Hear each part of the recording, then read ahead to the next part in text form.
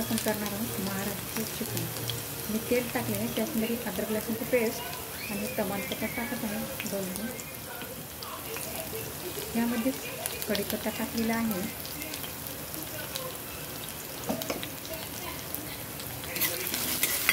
असं व्यवस्थित त्याच्यात तळून घ्यायचं आहे.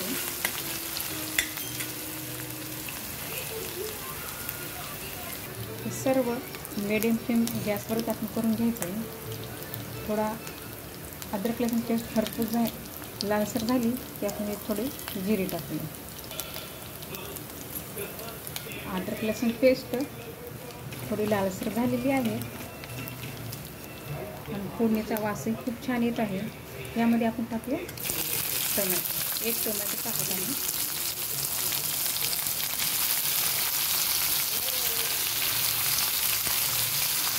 थोडीशी कोथिंबीर टाकायची आणि यामध्ये थोडं मीठ टाकायचं. मीठ टाकल्याने नाही का टोमॅटो अगदी नरम होतो लवकर.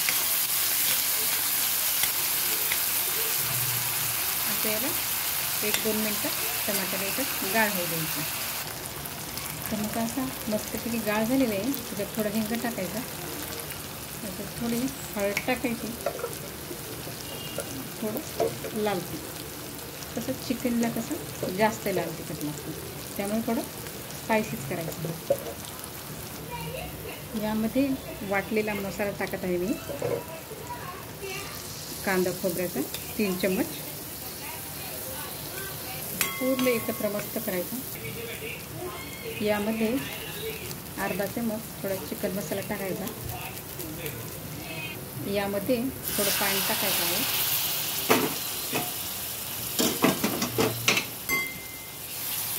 मस्त एकत्र करायचं आहे व्यवस्थित.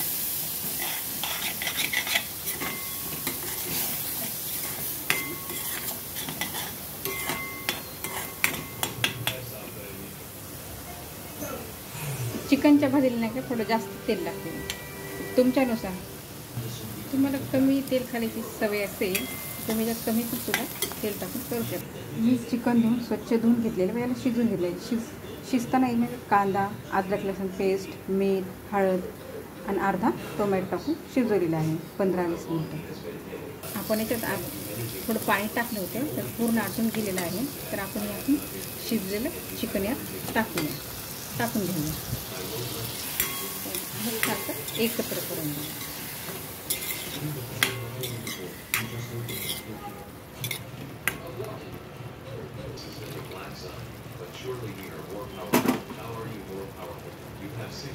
यामध्ये आपण गरम पाणी सोडणार आहोत.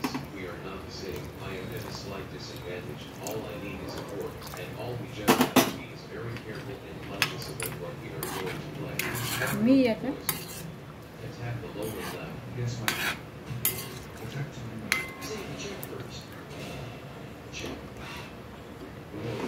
अडीच ग्लास पाणी टाकलेलं आहे,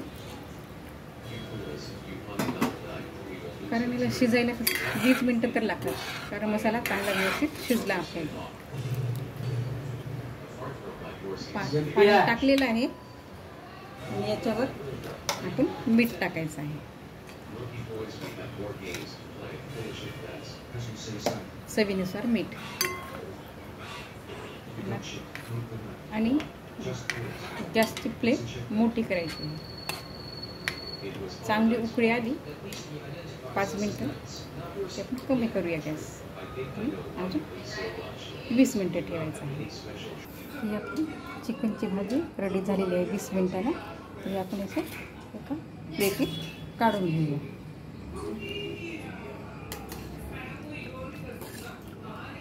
त्याच्यावरती आपण अशी कोथिंबीर टाकून घेऊया. चिकन आपलं रेडी झालेलं आहे. तुम्ही तांदळाची भाकर